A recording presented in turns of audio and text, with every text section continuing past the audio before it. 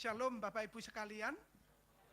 Selamat pagi, selamat hari Jumat Agung. Tuhan Yesus begitu mengasihi kita. Bahkan Tuhan Yesus sangat-sangat mengasihi kita. Kita adalah orang-orang yang tidak layak seharusnya diselamatkan. Tetapi Tuhan yang tidak bersalah, Tuhan Yesus yang tidak berdosa, Dia mau disalibkan oleh karena pelanggaran kita, oleh karena dosa-dosa kita. Pada Jumat Agung ini adalah, kalau kita merenungkan tadi malam Bapak Ibu membaca Lukas 23, 24 itu, aduh mengerikan gitu ya. Kalau kita dicubit saja sakit, kena jarum kecil saja sakit, apalagi dipaku, ditombak, dimahkotai duri, begitu luar biasa Tuhan disalibkan untuk kita. Maka apakah balasan kita kepada Tuhan Yesus selain kita mengasihi Dia dengan sungguh-sungguh? Amin. Kata sungguh-sungguh kita harus tanpa memandang manusia. Wah, ini ada masalah, Tuhan disalahkan. Tidak, tetapi apapun yang terjadi dalam hidup kita, terus ingat Tuhan. Saya akan bacakan foto.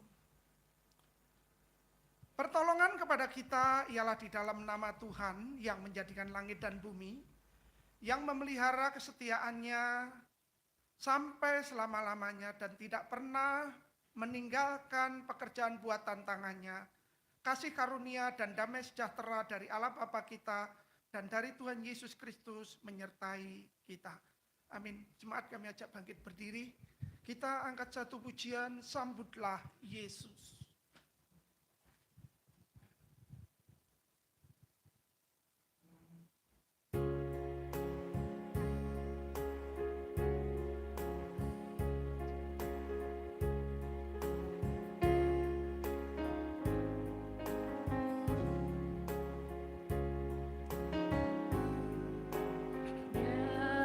Sungguh indah Dia Yesus, Haleluya Yesus. Dia ajaib, Dia mulia, Dia agung, Dia cinta daku Dan ampuniku, dan ampuni, bahkan rela, bahkan rela berikannya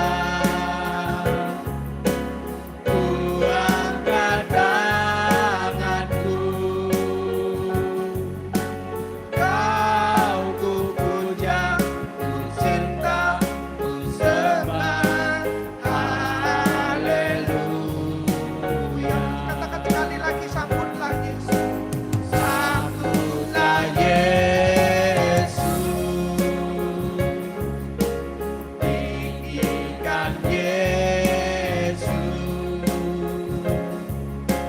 Beri Dia hormat, pujian, dan kuasa, Yesus Raja. Bagi yang mulia, ku angkat tanganku. Kau ku puja, ku cinta, ku sembah. Haleluya. Kau ku puja, ku cinta, ku sembah. Haleluya.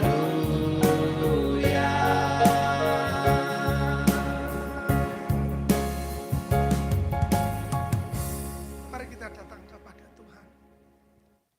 Engkau kupuja, Engkau kusembah seumur hidup kami Tuhan. Karena Engkau pengharapan kami. Karena hidup kami tidak lama di dunia ini ya Tuhan. Lebih lama ketika Tuhan memanggil kami ada di surga.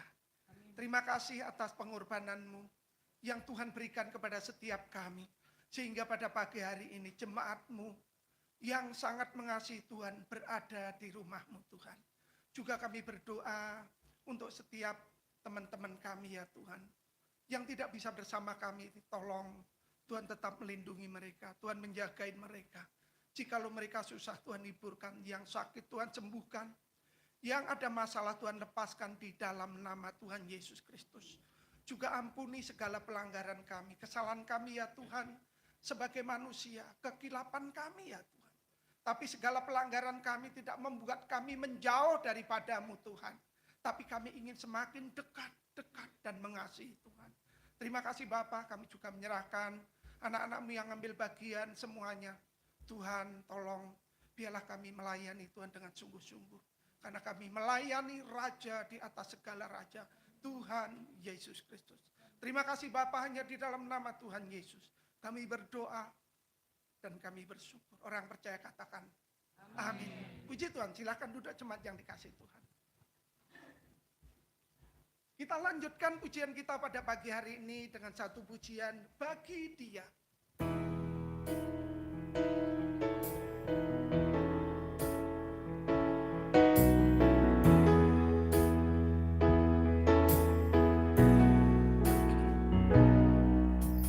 Ya Yesus telah mati bagiku. Ya Tuhan selamatkan jiwaku. Bagi Dia pujianku, tak dapat ku balas kasih-Nya.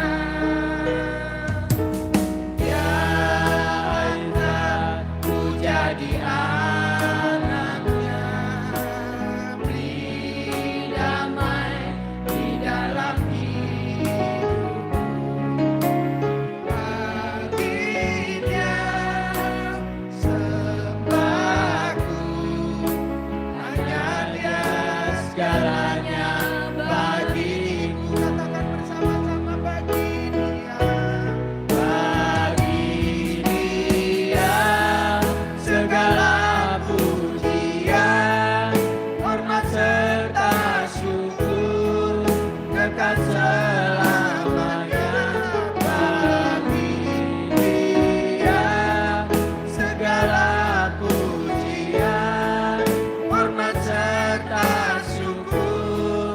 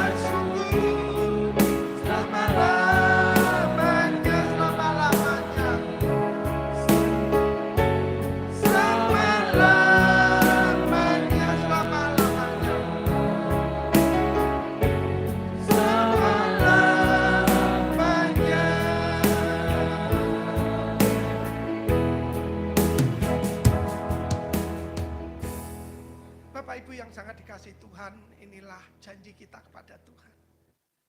Ya, kita janji kita kepada Tuhan mau iring Tuhan, mau ikut Tuhan. Apapun yang terjadi, karena di dunia ini kita tidak luput dari segala cobaan tantangan. Dari jemaat, aktivis, hamba Tuhan, semua ada tantangannya. Tapi jangan sampai kendor iman kita, amin. Amin. Jangan kendor iman kita, amin. Amin. Ya, itu janji kita kepada Tuhan Yesus. Karena Tuhan Yesus sudah menderita sengsara untuk kita. Maka jangan buang waktunya untuk terus mengasihi Kristus di mana saja kita berada. Puji Tuhan, saya akan bacakan hukum kasih. Hukum Allah. Kasihlah Tuhan Allahmu dengan segenap hatimu dan dengan segenap jiwamu dan dengan segenap akal budimu. Itulah hukum yang terutama dan yang pertama. Dan hukum yang kedua yang sama dengan itu ialah kasihlah sesamamu manusia seperti dirimu sendiri. Pada kedua hukum inilah tergantung seluruh hukum Taurat dan kitab para nabi. Tercatat di dalam kitab Matius pasal 22 ayat 37 sampai 40. Jemaat yang dikasihi Tuhan, kita akan memuji Tuhan lagi dengan satu pujian. Yesus, Dia baik bagiku. Kami ajak bangkit berdiri, kita akan semangat.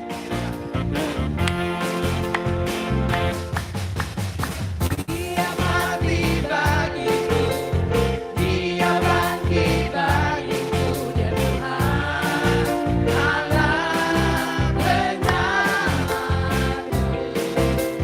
Bersama Dia akan hidupku dipulihkan, Dia Tuhan Allah kemenangan.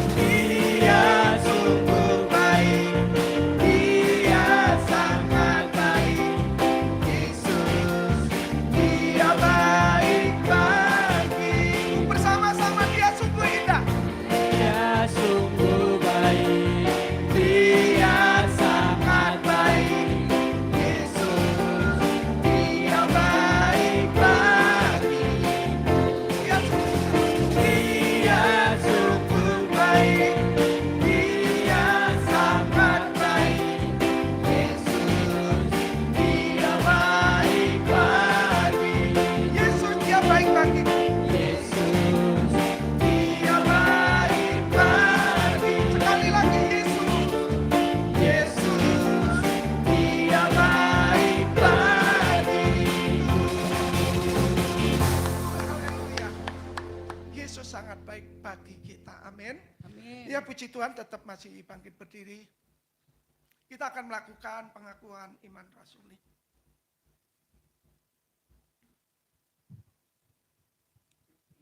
Pengakuan iman rasuli.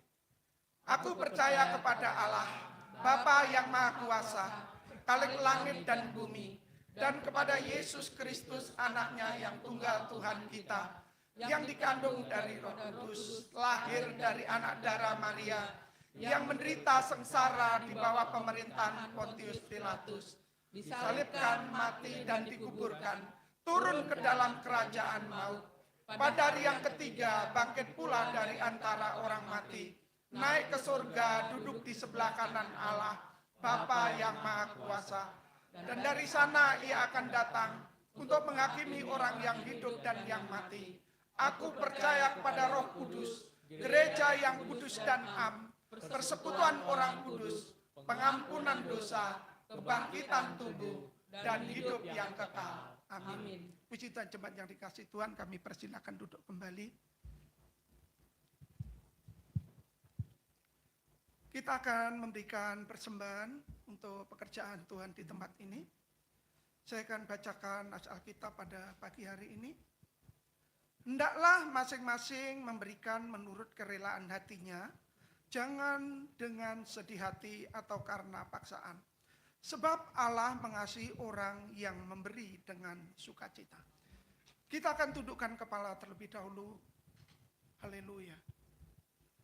Bapa Surgawi, pujian yang kami naikkan biarlah namamu semakin kami masyurkan di dalam hidup ini. Dan sebentar kami akan memberikan persembahan ya Tuhan. Biarlah Tuhan terima persembahan kami, supaya boleh berguna untuk pekerjaan Tuhan dan pelayanan di tempat ini. Berkati juga hamba-hambamu yang menyimpannya, supaya tetap baik dan aman, sehingga rumah Tuhan tetap tersedia makanan. Terima kasih ya Bapak, berkati anak-anakmu dalam pekerjaan usahanya, yang berdagang, yang bekerja, di mana saja berada. Terima kasih Bapak, hanya di dalam nama Tuhan Yesus Kristus kami berdoa dan kami bersyukur. Haleluya. Amin. Puji Tuhan. Sambil persembahan dijalankan, kita pujikan dengan satu pujian, Allah itu baik.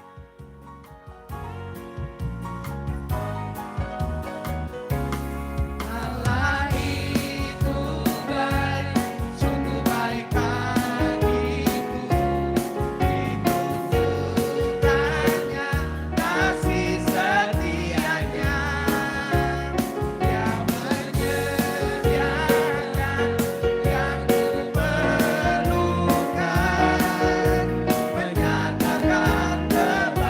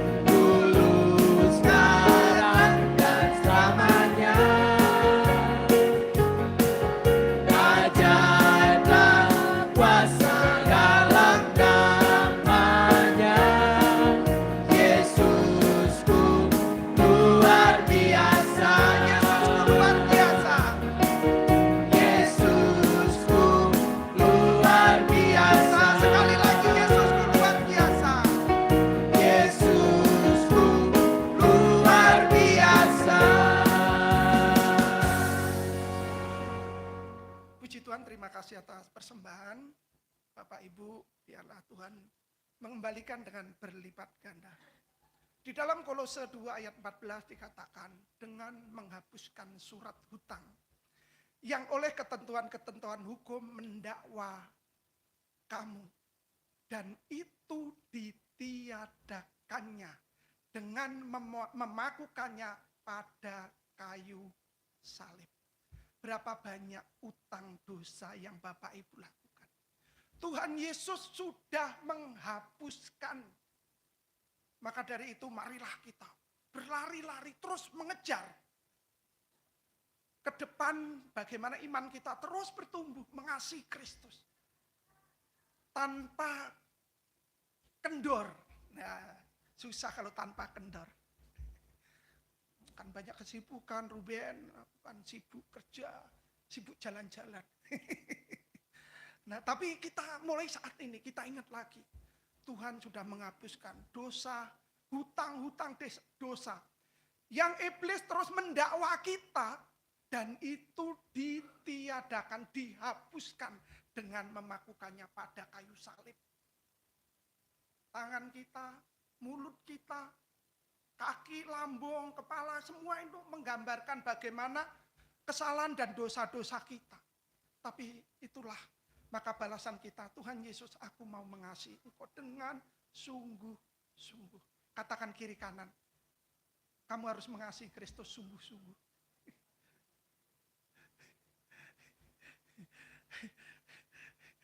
Yang tidak tersenyum koyoknya masih setengah-setengah. Tapi puji Tuhan, kita akan persiapkan hati kita. Kita akan mendengarkan firman Tuhan. Kita angkat satu pujian, firman-Mu yang sungguh ajaib.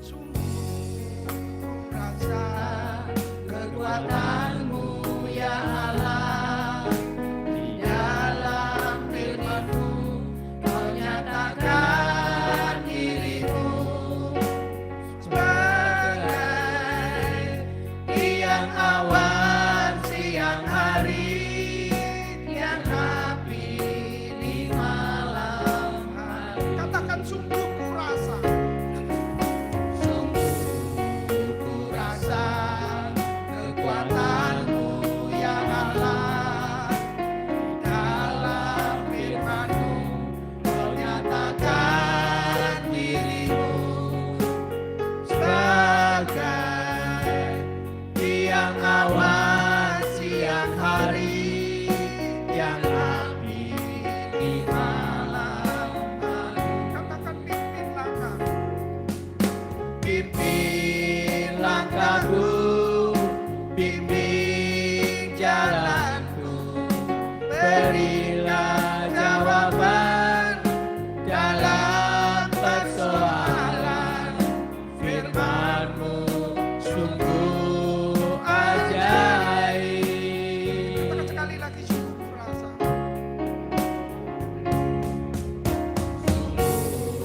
Ku rasa kekuatan-Mu ya Allah, Haleluya, Yesus. nyatakan diri-Mu sebagai tiang awan siang hari, tiang api di malam hari. Pimpin langkahku, bimbing jalanku, berilah jawaban dalam persoalan. Firman-Mu sungguh ajaib. Pimpin langkahku, cepat kami ajak bangkit berdiri untuk berbagi. Pimpin langkahku, bimbing jalanku, berilah jawaban dalam persoalan. Firman-Mu sungguh ajaib. Firman-Mu sungguh ajaib. Firman-Mu sungguh ajaib.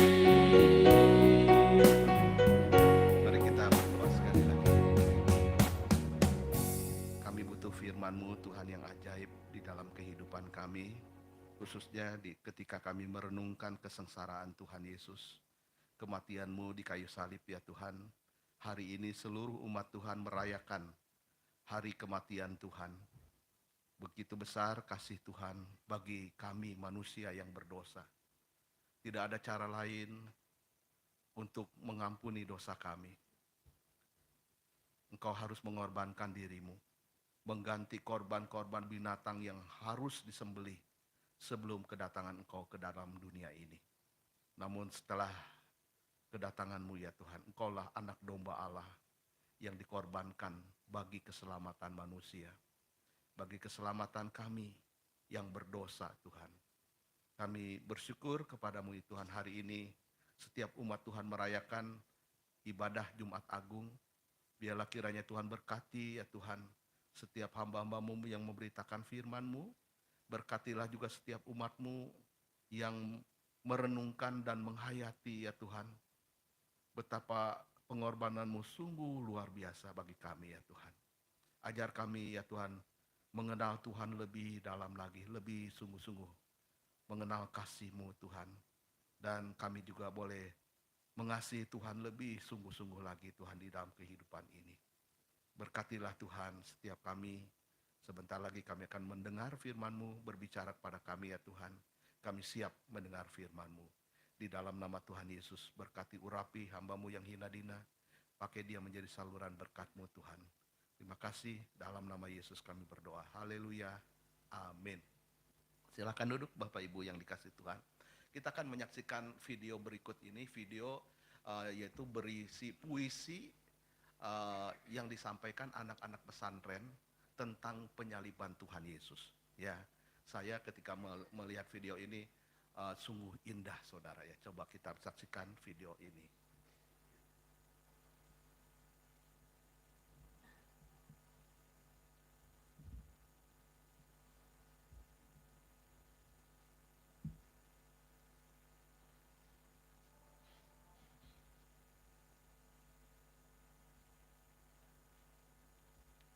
Bisa?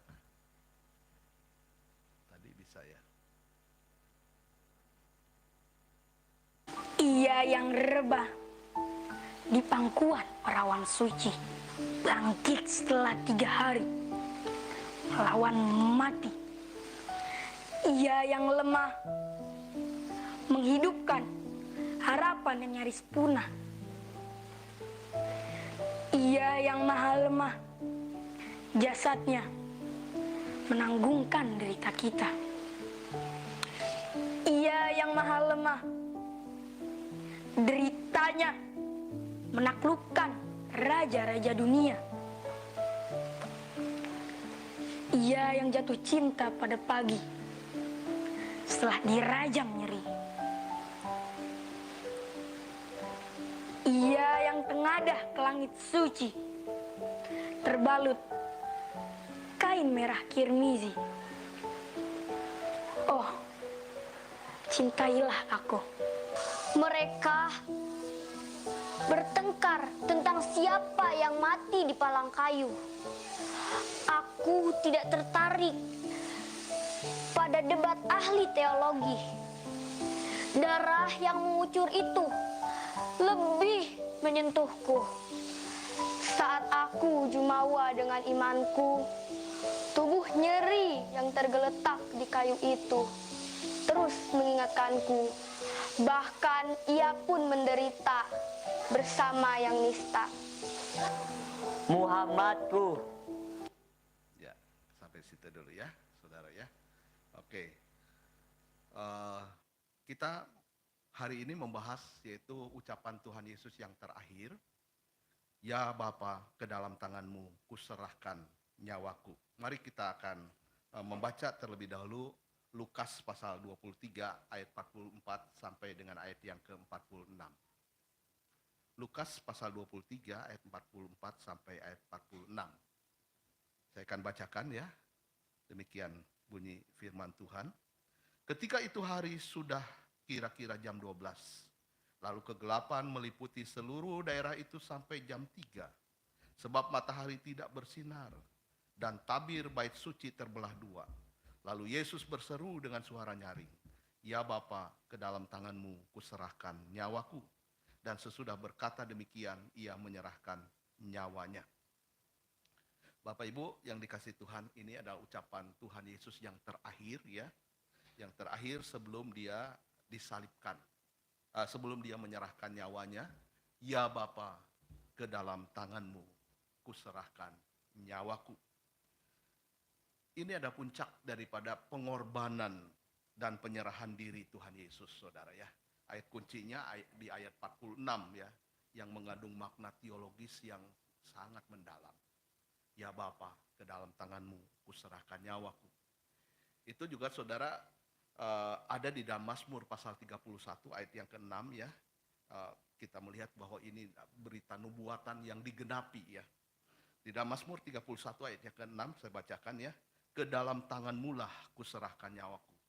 Engkau membebaskan aku, ya Tuhan, Allah yang setia."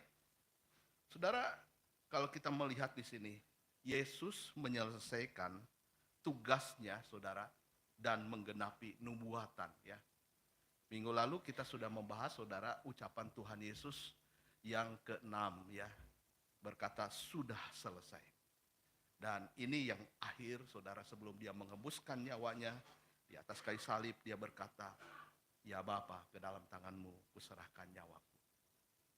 Saudara, ketika dia mengatakan sudah selesai, atau dalam bahasa aslinya tetelestai ya, itu sama seperti seorang pekerja yang sudah menyelesaikan pekerjaannya sepanjang hari dari pagi sampai sore hari, dan dia berkata ketika pekerjaannya sudah selesai, sudah selesai. Artinya tetelestai. Atau seorang pedagang, saudara ya. Seorang pedagang yang pakai uang bank misalnya ya. Dia bayar uang bank setiap bulan ya, sampai akhirnya dia berkata sudah lunas, artinya tetelestai. Atau seorang artis, saudara, yang membuat sebuah pahatan patung karya yang besar, saudara ya. Grandmasternya, waktu dia menyelesaikan pekerjaannya ya, dia berkata sudah selesai. Atau seperti seorang tawanan narapidana juga, saudara ya, ketika dia sudah menyelesaikan masa tahanannya dan dia keluar dari tahanan itu, dan dia berkata sudah selesai, artinya tetelestai. Saudara, apa yang terjadi? Kemudian ya, ketika Tuhan Yesus telah mengucapkan tetelestai ini, tirai bait Allah terbelah dua, dikatakan dari atas sampai ke bawah. Saudara, dikatakan ketika kira-kira jam 12 siang, ya, kegelapan meliputi langit. Ini hal peristiwa yang sangat luar biasa, saudara. Dalam 3 jam, di siang hari yang bolong, saudara, terang benderang tiba-tiba menjadi gelap langit itu seperti di malam hari. Ini satu peristiwa yang sangat spektakuler. Seperti yang terjadi pada zaman Yosua ya.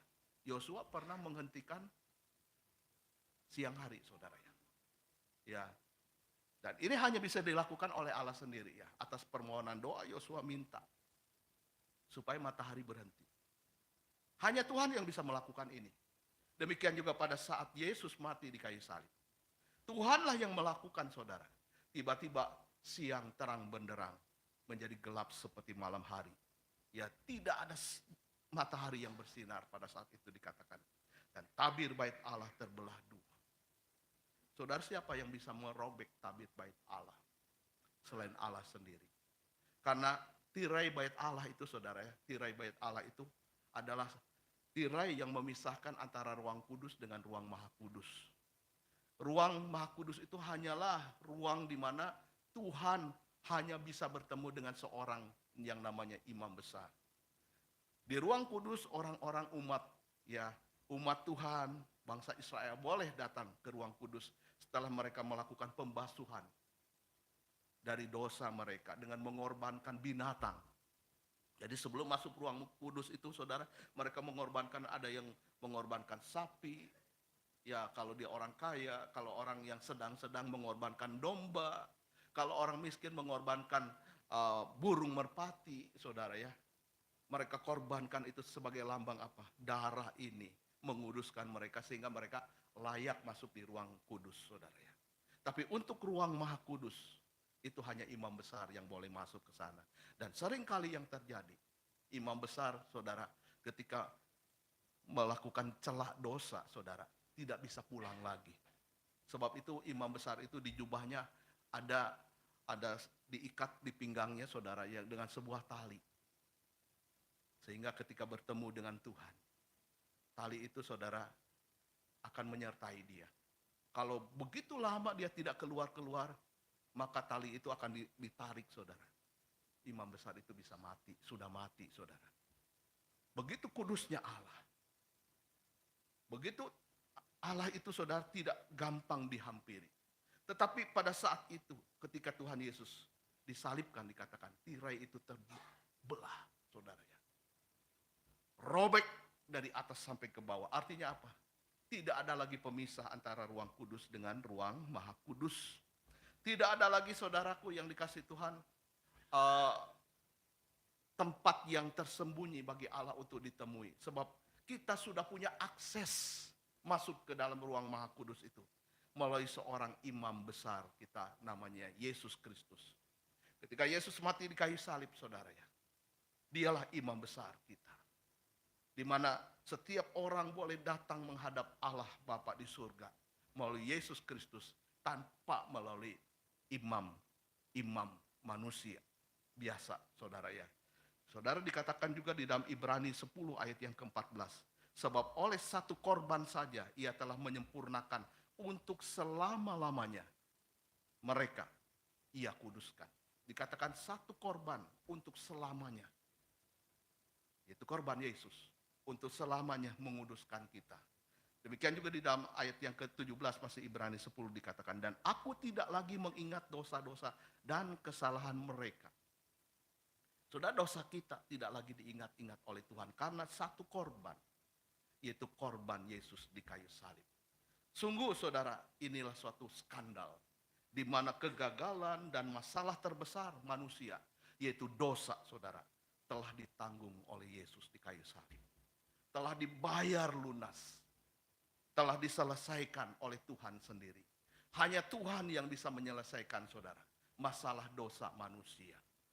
Tidak dengan cara manusia sendiri. Kita tidak mungkin dapat menyelesaikan masalah dosa kita dengan kekuatan kita sendiri.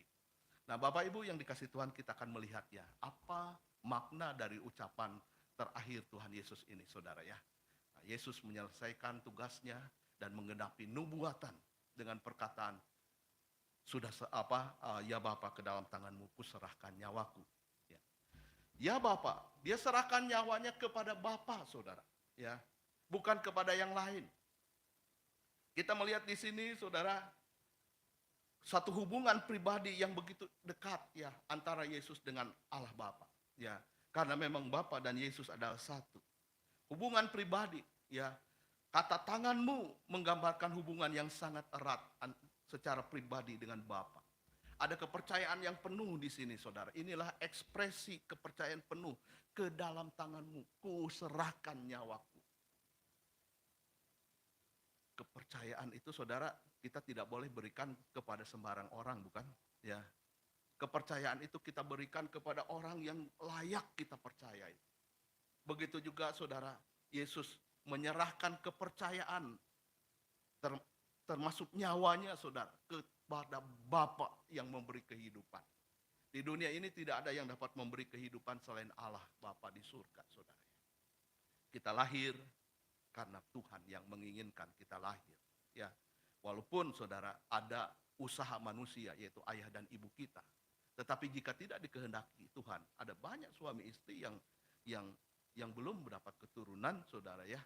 Ya, tetapi saudara, ada banyak orang yang nggak mau dapat keturunan lagi, tapi Tuhan kasih. Itu kehendak Tuhan, saudara ya. Jadi kehendak Tuhanlah, saudara, yang menjadikan kita, menciptakan kita. Ya, sebab itu, saudara, apa yang menjadi kehidupan kita, termasuk nyawa kita, itu adalah miliknya Tuhan, dipercayakan kembali kepada Tuhan. Itu yang dilakukan oleh Tuhan Yesus. Dia menyerahkan nyawanya sepenuhnya, ya, total kepada Tuhan. Dia serahkan, saudara. Ini yang ketiga ya, Yesus menyerahkan diri sepenuhnya kepada kehendak Bapa di surga. Ucapan ini mengajar kita untuk memiliki hubungan yang intim dengan Tuhan, saudara. Sebab satu hari nanti kita juga akan bertemu dengan Tuhan. Kalau kita ada di dalam dunia ini, selagi kita masih diberikan kesempatan hidup, berapa lama pun juga saudara, bangunlah keintiman dengan Tuhan. Supaya kita tidak canggung ketika kita ketemu Tuhan di surga ya. Saudara, kalau kita intim dengan Tuhan, ya kita ketemu di surga juga rasanya intim sekali saudara ya, dengan Dia. Lalu kita melihat saudara, apa maknanya kuserahkan nyawaku. Ini adalah satu makna yang dalam, yaitu tentang pengorbanan yang sempurna Bapak Ibu ya. Di mana dia mengorbankan dirinya. Nyawa adalah hidup. Dia menyerahkan nyawanya, menunjukkan pengorbanannya, pengorbanan diri. Yang sangat sempurna saudara. Tidak ada cara lain untuk keselamatan kita selain melalui pengorbanan dirinya sendiri. Dia harus mengorbankan nyawanya. Dia memberikan dirinya, saudara ya. Inilah kasih yang tidak terbatas. Inilah ungkapan saudara yang tidak terbatas kepada manusia. Kasih begitu besar. Saudara, seseorang kalau mengasihi kita, saudara kalau belum menyerahkan nyawanya, belum sepenuhnya mengasihi. Ya, tetapi ketika seseorang menyerahkan nyawanya, aku mau berkorban bagimu, bahkan sampai nyawaku. Itulah saudara, kasih yang sejati. Ya. Kadang-kadang manusia kasihnya hanya di bibir saja, bukan? Ya. Aku akan setia sampai akhir hidupku. Ya. Tapi tatkala menghadapi masalah, apa yang terjadi? Ya, kita cerai aja ya. Ya. Di sini kita melihat saudara ketidaksetiaan yang sesungguhnya ya. Jangankan menyerahkan nyawa saudara ya.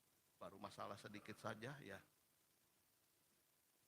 udah meninggalkan kesetiaan kepada Tuhan, bahkan juga kepada pasangan kadang-kadang. Saudara, ketaatan sampai akhir di sini kita melihat ya, ditunjukkan Yesus. Dia taat sampai akhir. Kalau dia belum menyerahkan nyawanya, saudaraku yang dikasih Tuhan, dia belum menyelesaikan tugasnya. Tapi inilah saudara, dia taat kepada kehendak Bapa sampai akhir. Walaupun berkali-kali iblis berusaha saudara menghalangi supaya Yesus tidak sampai mengorbankan dirinya di kayu salib. Dia pernah pakai muridnya Petrus menghalangi Yesus untuk pergi ke Yerusalem. Ketika Tuhan Yesus mengatakan saudara bahwa dia akan pergi ke Yerusalem untuk menderita, untuk disalibkan, Petrus berkata, jangan berkata begitu. Dan Tuhan Yesus mengucapkan kalimat yang sangat tajam kepada Petrus. Enyahlah kau iblis. Saudara, Petrus dipakai iblis dengan ucapan seperti itu.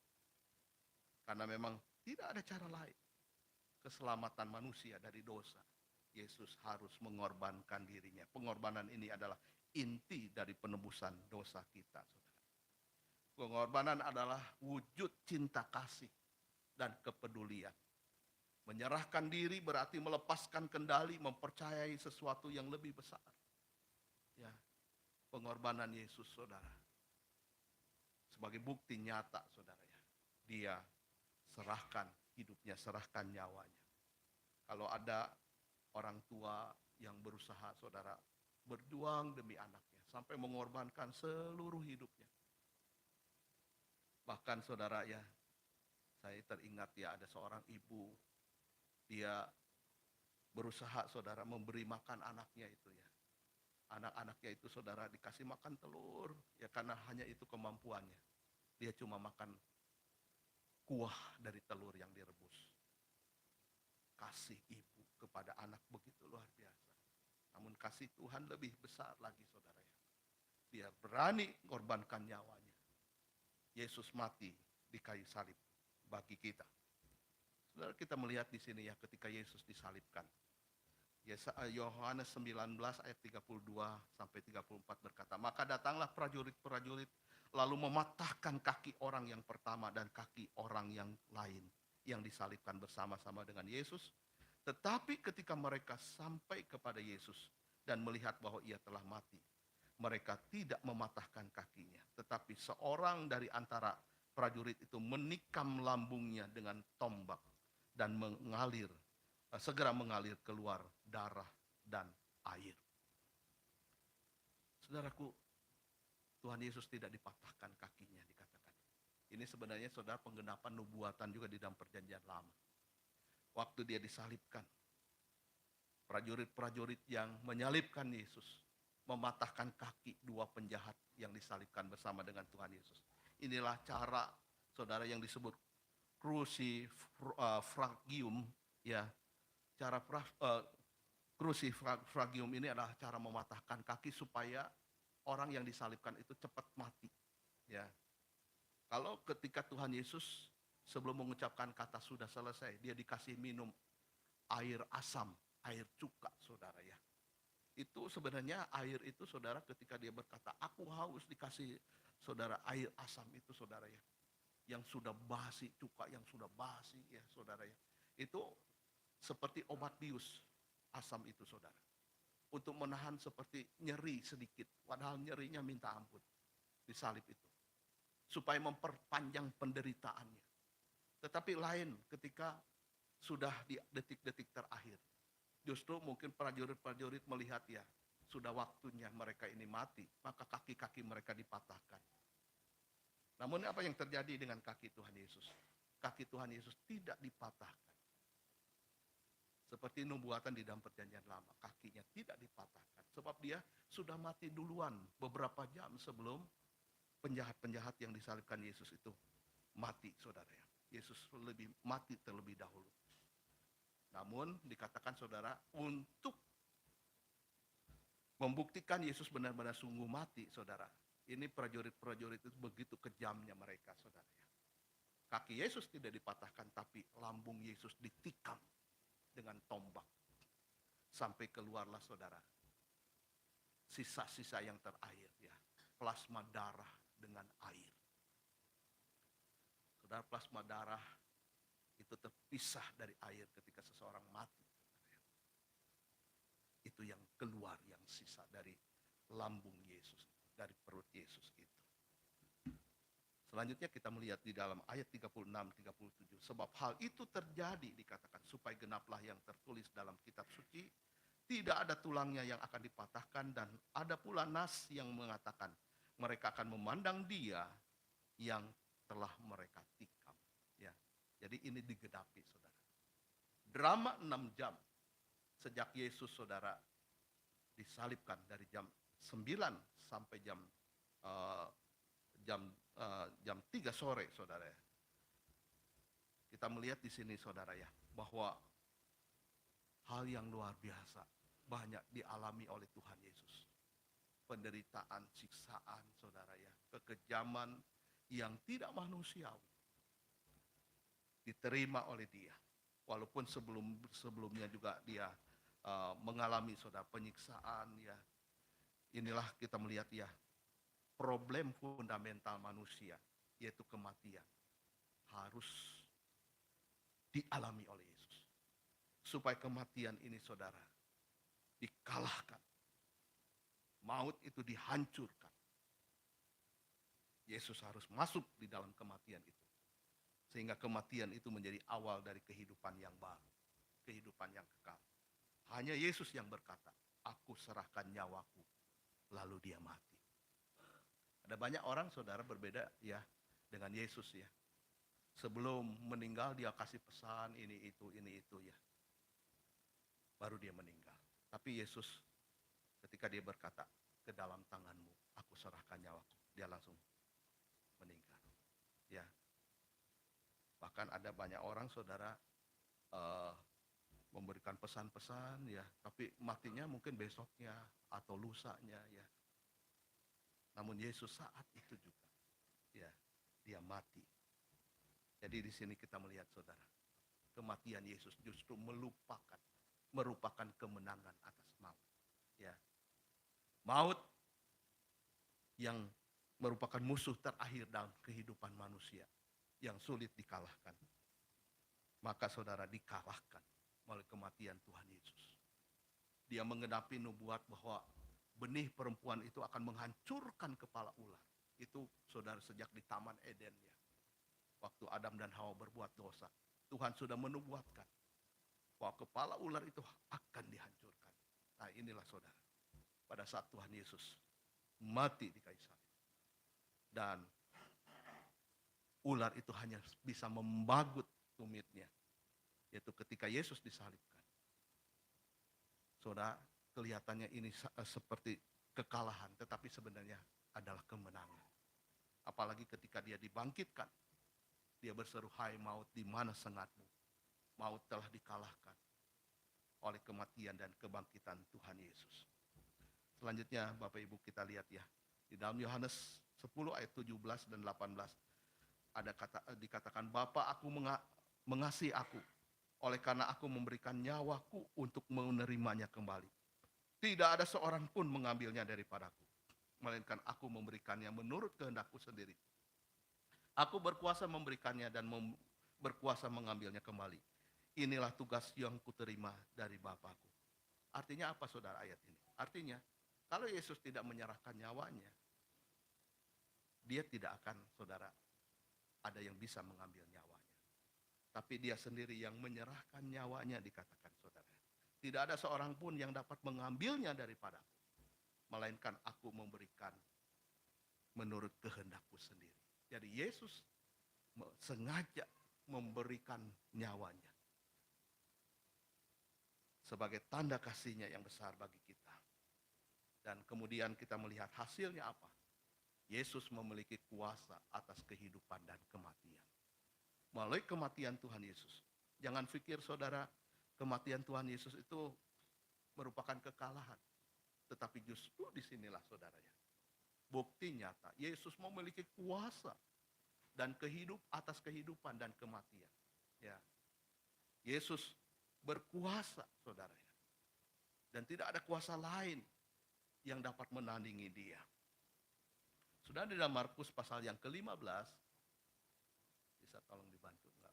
Nah, Markus 15 ayat 39 dikatakan, waktu kepala pasukan berdiri berhadapan dengan dia melihat matinya demikian, berkatalah ia, sungguh orang ini adalah anak Allah. Saudara, waktu kepala pasukan melihat bagaimana kematian Tuhan Yesus, dia merasa takjub sekali saudara, dan berkata, sungguh orang ini adalah anak Allah. He is the Son of God. Dia adalah anak Allah. Di dalam Lukas pasal 23 ayat yang ke-47 dikatakan, ketika kepala pasukan melihat apa yang terjadi, ia memuliakan Allah. Saudara, luar biasa ya, Lukas melihatnya lebih tajam saudara ya. Dia memuliakan Allah dikatakan, katanya sungguh orang ini adalah orang benar. Bayangkan saudara ya. Setiap orang melihat saudara peristiwa yang sangat luar biasa. Sungguh orang ini orang benar. Mereka saudara sangat takjub lewat kematiannya. Karena kematiannya adalah kematian bukan manusia biasa, tetapi kematian seorang penebus dosa manusia. Sungguh ini adalah suatu skandal saudara. Tolong diklik, bantu. Bisa dibantu.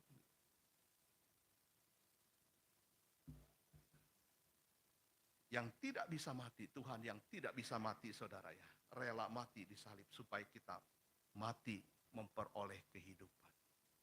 Inilah saudara kasih Tuhan yang sangat besar bagi kita.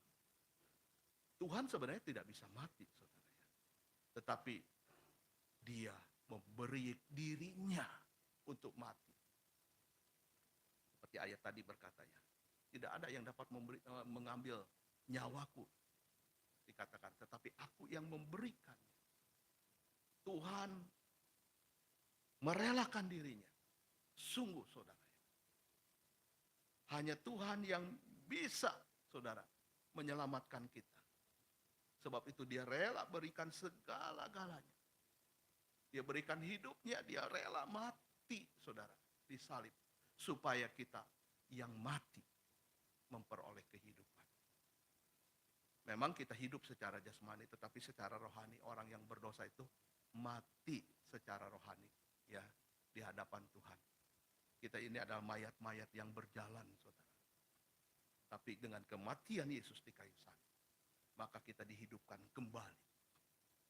Rohani kita hidup kembali, saudara. Menjadi manusia yang baru, ciptaan yang baru. Di mana yang lama berlalu, tetapi sesungguhnya yang baru itu datang. Sehingga setiap orang, saudara, yang berjumpa dan memandang salib Yesus merasa takjub dan ajaib. Hidupnya diubahkan oleh Tuhan. Ada sebuah kisah, saudara, yang terjadi di tahun 1870, saudara. Seorang yang bernama Horatio Spafford, ya. Dia seorang pengacara dan seorang pengusaha real estate di Chicago, saudara. Dia memiliki 1 orang anak laki-laki dan 4 orang anak perempuan. Tapi anak laki-lakinya itu meninggal karena mengalami demam berdarah. Dan satu ketika, saudara, ya, di 1 tahun terjadi kebakaran yang besar di kota Chicago itu, saudara. Hampir seluruh aset propertinya habis, lenyap karena peristiwa kebakaran itu. Nah, sementara Stafford dan keluarganya, saudara, sudah merencanakan perjalanan ke Eropa. Dan akhirnya dia berkata kepada istri dan 4 anak perempuannya, kalian pergi dulu deh. Saya akan menyelesaikan dulu urusan-urusan yang ada di kota ini, ya, karena begitu banyak hebat kebakaran ini, ya, banyak hal yang harus diselesaikan. Namun apa yang terjadi, saudara, di dalam perjalanan kapal yang ditumpangi oleh istri dan 4 anak perempuannya itu mengalami kecelakaan. Sebuah pesan dari istrinya yang selamat, saudara, sampai kepada Stafford ini dan mengatakan, anak perempuan kita tidak selamat. Semuanya mati, tenggelam bersama dengan kapal yang mengalami kecelakaan. Saudara, dalam keadaan duka cita dan kesedihan, Stafford ini, saudara, dia berlayar menemui istrinya. Dan di tengah perjalanan, sang kapten kapal, saudara, menunjukkan lokasi di mana kapal yang ditumpangi istri dan ke-4 anak putrinya, saudara, ya, 4 putrinya tenggelam, saudara. Dia merenungkan suatu tragedi yang terjadi pada keluarganya. Dan dalam keadaan hati yang hancur, disitulah, saudara, dia mengambil pena, lalu dia menulis, saudara, sebuah lirik lagu. It is well with my soul. Nyamanlah, nyamanlah jiwaku. Nyaman jiwaku. Sungguh sebuah kisah iman, saudara. Kalau dia tidak memandang salib Kristus, hidupnya yang hancur, saudara, ya, dia pun juga akan mengalami kehancuran. Tetapi, saudaraku, karena dia memandang salib Kristus, dia beroleh kemenangan. Meskipun keluarganya hancur, ya, 5 anaknya mati. Aset-aset yang dia miliki semua terbakar, saudara. Tetapi dia memandang salib Kristus, ada kemenangan. Dia tidak boleh hancur dengan harta yang dia miliki, tetapi dia memandang jiwanya tetap tenang. It is well with my soul. Ya, kita mungkin tahu lagu ini, ya. Tenanglah, tenanglah jiwaku. Itu refnya, ya, saudara, ya. Ditulis oleh seorang yang mengalami kisah yang tragis, saudara, ya. Namun, saudara, lagu ini mengajak kita untuk terus menyadari bahwa Tuhan selalu menyertai kita, saudara, di dalam setiap musim kehidupan kita. Di saat kita mengalami duka cita, kesengsaraan, kita bisa datang dalam keadaan yang terpuruk sekalipun, saudara, ya. Rasakan kebaikan Tuhan dan janji Tuhan yang menguatkan kita kembali. Jangan lupa, saudara, di tengah duka cita dan kesengsaraan ini, itu hanya sementara. Yesus sudah mengalami lebih dalam lagi, saudara. Dia mengalami sengsara yang lebih hebat. Dia dipaku, dia dimahkotai duri, dia disalibkan, saudara, ya. Dan saudara, waktu dia di atas paku itu, saudara, ya, itu orang yang digantung itu, saudara, sesak napas, ya. Memang sengaja, saudara, ini adalah hukuman yang sangat berat, ya. Paku itu bukan di sini, ya, saudara, ya, tapi di sini, ya. Karena kalau di sini nggak bisa menyanggah tubuh, ya. Tapi di sini kan ada tulang dua ya saudara ya. Jadi paku ini menahan di sini saudara. Saya baru dapat info baru kemarin waktu ke museum Alkitab ya, museum mana surgawi. Paku di kaki itu katanya di mata kaki ya. Jadi mata kaki itu ditembus dengan paku ya. Dua telapak kaki ditumpuk saudara ya. Jadi kalau orang yang tergantung disalibkan itu mau bernapas itu dia harus mengangkat kakinya. Baru dia bisa bernafas. Waktu dia turun lagi saudara ya, nafasnya sesak. Jadi untuk dapat bernapas dia harus mengangkat kakinya. Saudara, kenapa para prajurit mematahkan kaki-kaki itu? Karena dengan kaki yang dipatahkan, dia udah nggak bisa mengangkat tubuh lagi, saudara ya. Jadi tergantungnya itu udah nggak ada tahanan lagi. Sangat menderita, sangat menderita. Ya, tapi Yesus memang tidak dipatahkan kakinya, namun dia ditombak sampai membuktikan benar-benar dia sudah mati. Jadi saudara, ini menjawab teori yang berkata bukan Yesus yang mati, Yesus cuma pingsan saja. Ya, waktu Yesus siuman, dia keluar dari kubur dan pergi ke India. Makanya ada kubur Yesus di India. Ya, nama Yesus itu bukan cuma satu ya saudara ya. Pemain sepak bola di Eropa juga ada namanya Yesus saudara ya. Ya, tapi yang namanya Yesus Kristus itu cuma satu.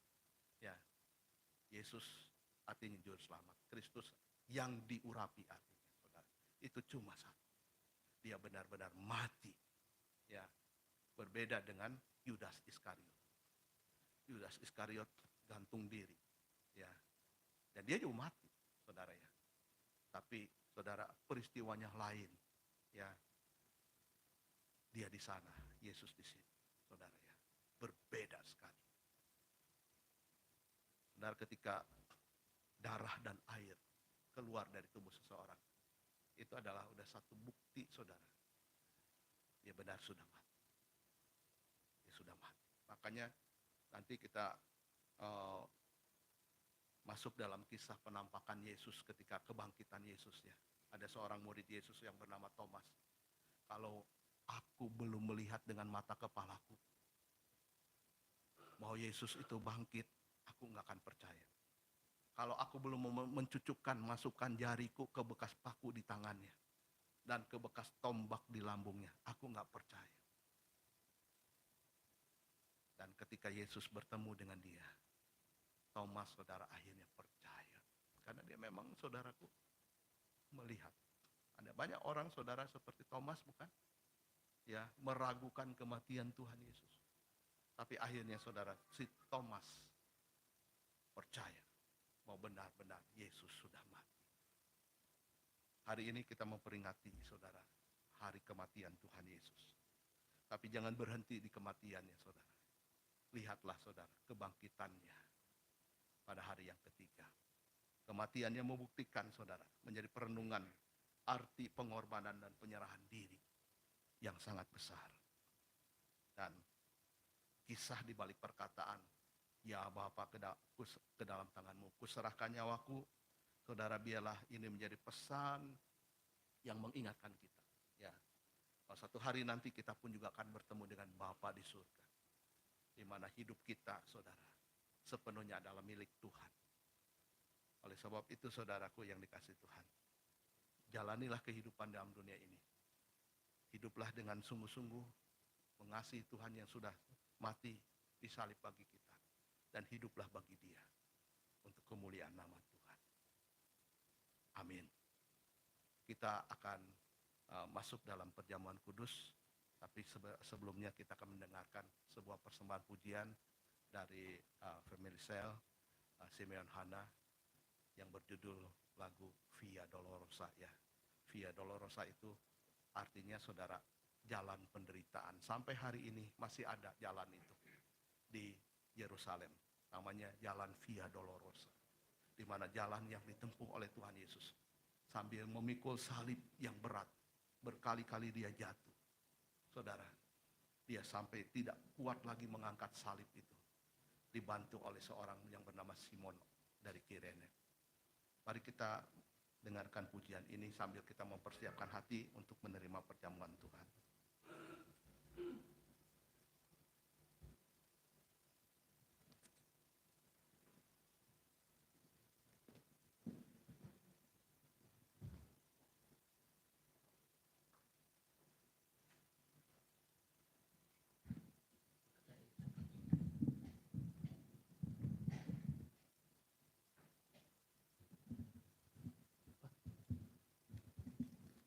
Bapak Ibu yang terkasih dalam Yesus Kristus, pada pagi hari ini saya mengajak Bapak Ibu sekalian untuk menyiapkan hati menerima tubuh dan darah Yesus.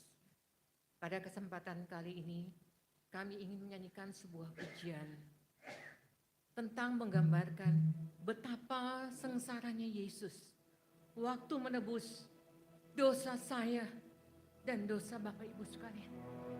Pada saat itu, Yesus adalah 100% manusia yang bisa merasakan betapa sakitnya, betapa terhinanya.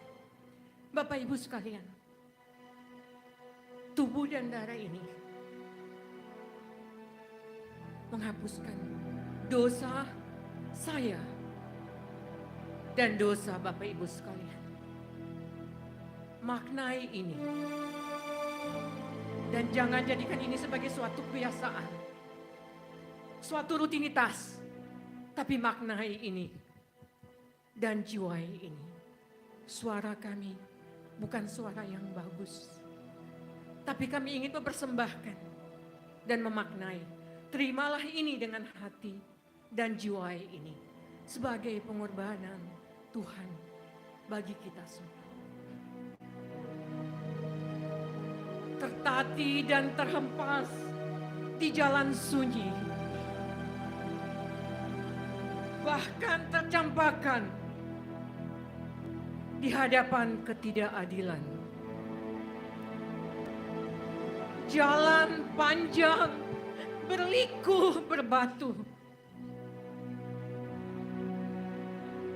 berujung luka tak terperih. Kau tersiksa, kau terhina,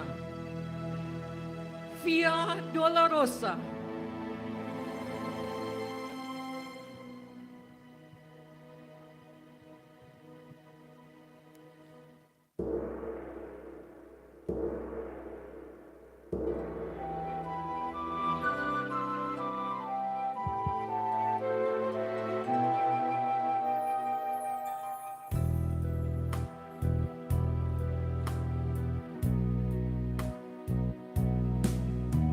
Jalan via dolorosa saat di Yerusalem, seorang tak berdosa disalibkan,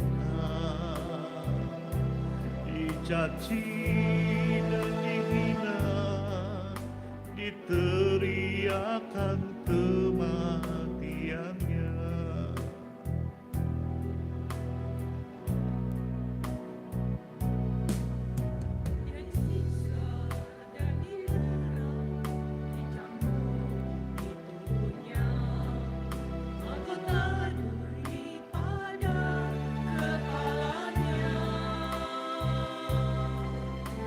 Pikulnya salibnya, dia melangkah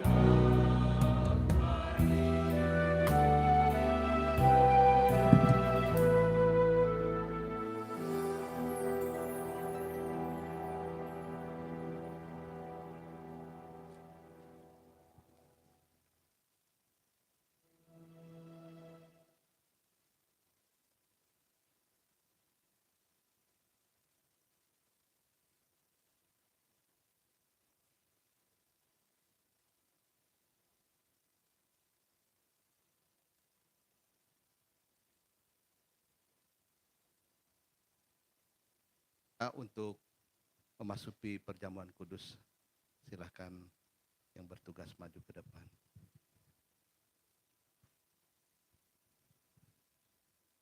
Tadi kita menyaksikan bagaimana saudara ya di video penderitaan Tuhan Yesus, ya, dan pujian yang menghantar kita masuk dalam perjamuan kudus ini.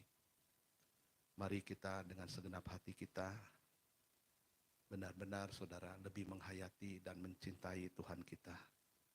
Pada malam waktu Yesus diserahkan, dia mengambil roti dan mengangkatnya, lalu ia berkata, inilah tubuhku yang diserahkan bagi kamu. Lalu ia memecahkannya.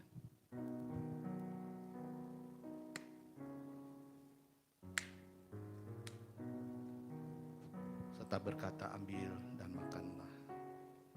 Dan ia pun mengangkat cawan anggur sambil berkata, anggur ini adalah lambang dari darahku yang dicurahkan untuk pengampunan dosamu. Ambil dan minumlah. Bapak Ibu, mari kita bersatu di dalam doa. Masing-masing kita mengaku dosa kita sebelum kita mengambil roti dan cawan anggur, agar kita layak mengambil roti dan menikmati kasih Tuhan, tubuhnya yang disalib, tubuhnya yang disiksa, dan darah yang mengalir untuk mengampuni dosa kita. Mari kita berdoa secara pribadi, akui dosa dan kesalahan kita agar kita layak mengambil roti dan cawan anggur ini.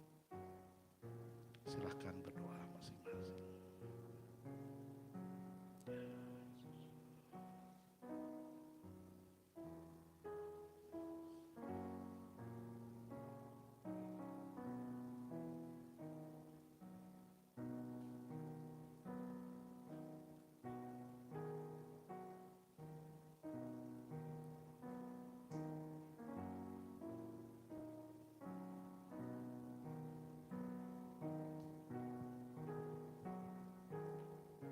Bagikanlah Bapak Ibu yang dikasih Tuhan yang sudah dibaptis boleh mengambil roti dan anggur sekaligus. Setelah Anda menerimanya, silahkan berdoa sambil merenungkan kasih-Nya, pengorbanannya bagi kita.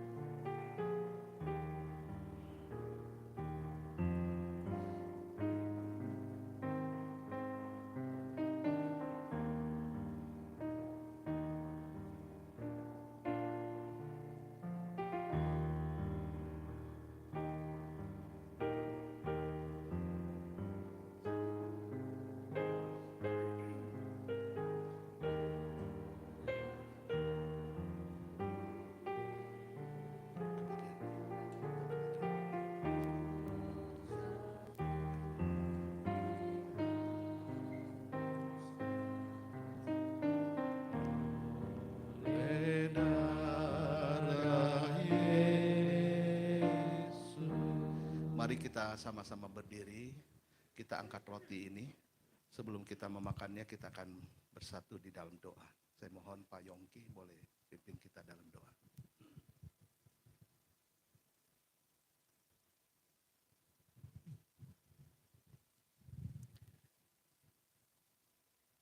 Bapa yang baik, Allah yang kami sembah di dalam nama Yesus. Kami bersyukur ya Tuhan untuk pengorbanan-Mu yang sempurna ya Tuhan. Roti yang melambangkan tubuh-Mu yang terpecah ya Tuhan. Kami akan menerimanya dengan ucapan syukur. Ampuni dosa kami, ampuni kesalahan kami. Biar kami layak menerima perjamuan kudus ini ya Tuhan. Biar roti yang kami makan ini yang melambangkan tubuh-Mu ini ya Tuhan. Membawa pemulihan, kesembuhan, kekuatan, dan kesetiaan kami kepada Engkau. Terpujilah Engkau Allah kami yang hidup dan berkuasa atas kami semuanya. Dalam nama Tuhan Yesus Kristus kami berdoa dan bersyukur. Amin. Mari kita makan bersama-sama roti ini sambil mengucap syukur pada Tuhan. Boleh dibuka cawan anggurnya.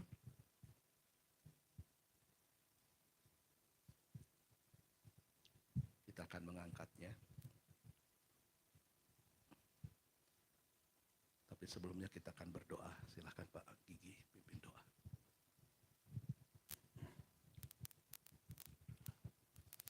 Segala puji dan syukur kami panjatkan kepada-Mu ya Tuhan.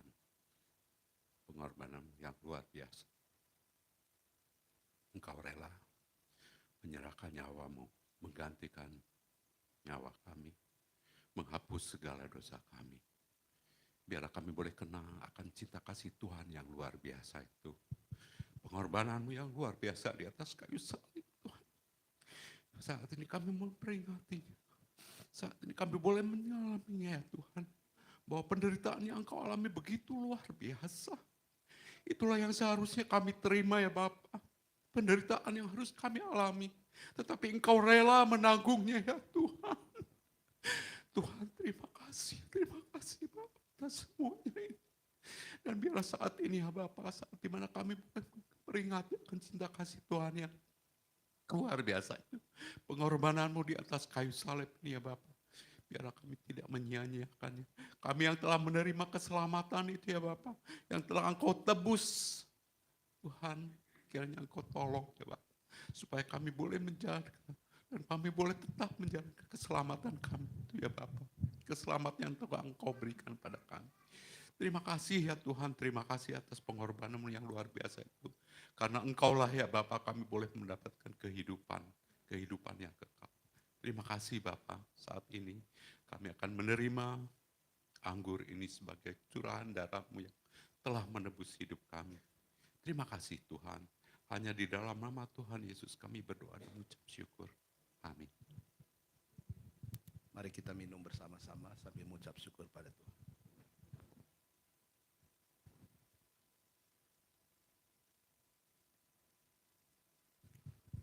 Sekali lagi kami bersyukur Tuhan, karena tanpa pengorbanan Tuhan, hidup kami ya Tuhan akan sia-sia. Kami tidak akan bisa diselamatkan masuk ke dalam surga. Tapi dengan pengorbanan-Mu yang begitu nyata Tuhan, Engkau telah mati bagi kami, menembus dosa kami. Satu korban telah menghapus dosa manusia.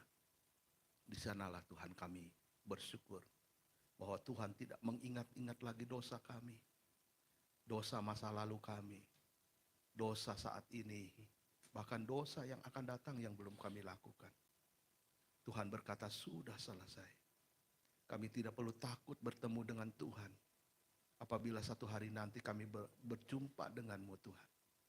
Karena semua dosa kami telah diampuni oleh Tuhan. Kami bersyukur kepada Engkau buat anugerah-Mu yang besar. Biarlah Tuhan tolong supaya kami hidup di dalam kehidupan bersama dengan Tuhan selalu ya Tuhan dalam anugerah-Mu. Terima kasih Tuhan. Dalam nama Yesus kami mengucap syukur. Haleluya. Amin. Silahkan duduk kembali saudara sambil mengumpulkan cawan. Kita akan sama-sama menyanyikan kembali lagu salibnya selama mulia.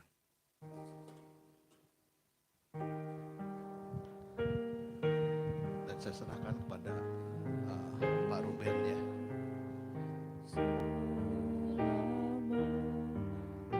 Mulia dosaku dihapuskan oleh darah Yesus.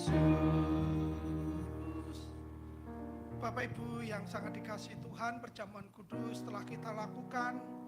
Biarlah pengorbanan Tuhan kita terus rasakan, ingatkan, apakah kita sudah mengasihi Kristus dengan sungguh-sungguh. Di dalam kitab Matius pasal 28 ayat yang ke-18 di situ dikatakan, Yesus berkata kepada murid-muridnya yang ketika gelisah, susah karena ditinggal Tuhannya, maka Tuhan Yesus mengatakan, kepadaku telah diberikan segala kuasa di sorga dan di bumi. Yesus memenangkan kuasa peperangan antara iblis sama Tuhan. Kuncinya tadi, satu orang jatuh dalam dosa, Adam jatuh dalam dosa, semua orang dosa semua. Satu orang disalibkan, Tuhan Yesus Kristus yang Tuhan 100%, manusia 100% disalibkan untuk kita. Kita kembali kepada Tuhan di sorga. Amin. Jadi kunci kuasa sorga pengampunan di bawah Tuhan Yesus. Beri kemuliaan untuk Tuhan Yesus. Haleluya. Puji Tuhan, kita angkat satu pujian sebelum ditutup dengan jangan lupa Getsemani.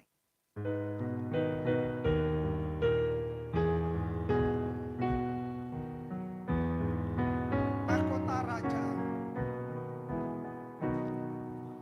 Mahkota Raja hidupku, kau tetap mulia. Ingat mahkota durimu, pimpin ke Golgota. Jangan lupa Getsemani. Jangan lupa Getsemani. Jangan lupa sengsaranya. Jangan lupa cinta Tuhan, pimpin ke Golgota. Seperti Maryam sebelum fajar. Seperti Maryam sebelum fajar, datang memberi hadiah. Ditunjukkan kubur kosong, pimpin ke Golgota. Jangan lupa Getsemani. Jangan lupa Getsemani. Jangan lupa sengsaranya. Jangan lupa cinta Tuhan, pimpin ke Golgota. Puji Tuhan, kita akan akhiri ibadah Jumat Agung siang hari ini. Jemaat yang dikasih Tuhan, kami ajak bangkit berdiri. Kita nyanyikan doksologi, lalu doa berkat, ditutup dengan amin amin, dan kami serahkan kepada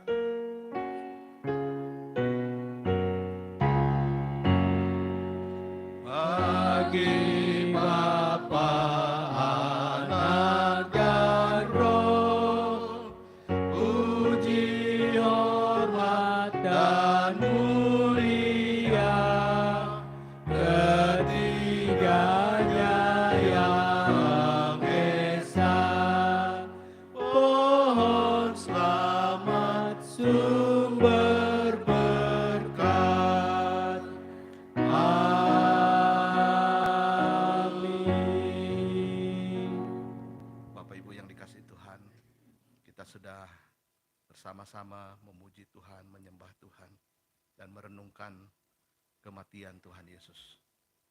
Percayalah bahwa Dia mati untuk bangkit kembali. memberikan kemenangan di dalam kehidupan kita. Sebab itu kita jalani kehidupan kita ke depan bersama dengan Tuhan yang sudah mengampuni dosa kita dan memberi kemenangan pada kita. Arahkan hati pada Tuhan dan terimalah berkat Tuhan. Tuhan memberkati engkau dan melindungi engkau. Tuhan menyinari engkau dengan wajahnya dan memberi engkau kasih karunia. Tuhan menghadapkan wajahnya kepadamu dan memberi engkau damai sejahtera. Kesehatan saudara diberkati Tuhan, keluarga saudara diberkati Tuhan, bisnis, pekerjaan, studi saudara diberkati Tuhan, masa depan diberikan masa depan yang indah, gilang, gemilang. Dan setiap masalah pergumulan ada jalan keluar dari Tuhan. Sebab kasih Allah Bapa, anugerah Tuhan Yesus Kristus dalam penyertaannya bersama dengan Roh Kudus menyertai, memberkati saudara semua dari sekarang sampai selama-lamanya. Amin. Amin. Amin.